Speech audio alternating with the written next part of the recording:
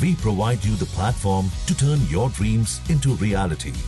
Give wings to your aspirations with KR Mangalam University.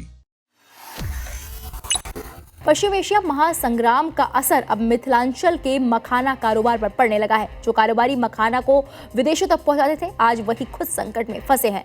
वजह यह है कि उनका भेजा हुआ माल अभी जहाजों और विदेशों के गोदामों में फंसा पड़ा है। कुछ महीने पहले तक 800 रुपए किलो बिकने वाला मखाना अब घटकर 550 से 600 रुपए प्रति किलो पर आ गया है। करीब 200 से 250 रुपए प्रति किलो की गिरावट ने कारोबारियों की चिंता बढ़ा दी है। मखाना व्यापारी धर्मेंद्र साहनी बताते हैं कि जो कारोबारी विदेश भेजने के लिए हमसे मखाना खरीदते थे, उनका पुराना माल अभी तक जहाजों और वहां के गोदामों में फंसा हुआ है। जब उनका पुराना स्टॉक ही नहीं निकल पा रहा है, तो वो नया मखाना खरीदने से पीछे हट रहे हैं। कारोबारियों के अनुसार अरब देशों में मखाना की बड़ी खपत होती थी, लेकिन महासंग्राम से सप्लाई चेन बाधित हो गई है। जहाजों की आवाजाही प्रभावित है और विदेशी गोदाम खाली नहीं हो पा रहे हैं। इसका सीधा असर स्थानीय बाजार पर पड़ रहा है, जहां खरीदारी लगभग ठप हो गई है। स्थिति ये हो गई है कि कारोबारियों की पूंजी फंसी हुई है और बाजार में मांग कमजोर पड़ गई है। हर दिन घटते दाम और रुकी हुई खरीदारी से उनका मनोबल टूटता जा रहा है। कारोबार से जुड़े लोगों का कहना है कि अगर जल्द ही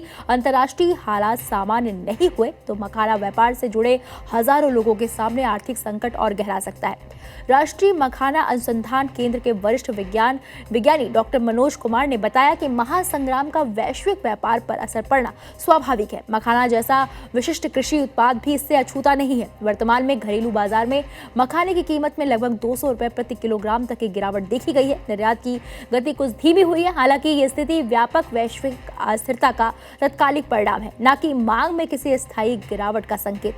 मखाना एक ऐसा उत्पाद है जिसका वैश्विक आपूर्ति का लगभग 90% हिस्सा भारत, विशेषकर बिहार से होता है। इसकी पौष्टिकता, स्वास्थ्य लाभ और सुपर फूड के रूप में बढ़ती पहचान के कारण राष्ट्रीय और अंतर्राष्ट्रीय बाजार में इसकी मांग लगातार बनी हुई है। वर्तमान मूल्य गिरावट अस्थायी है। जैसे ही वैश्विक परिस्थितियां सामान्य होंगी, कीमतों और निर्यात दोनों में फिर वृद्धि देखने को मिलेगी। किसानों और उद्यमियों को इस समय घबराने की आवश्यकता नहीं है। भारत के पास मखाना उत्पादन में वैश्विक बढ़त है, इसे कोई अन्य देश आसानी से चुनौती नहीं दे सकता। इसके साथ ही घरेलू बाजार में भी मखाने की खपत लगातार बढ़ रही है, जो एक मजबूत सुरक्षा कवच प्रदान करती है।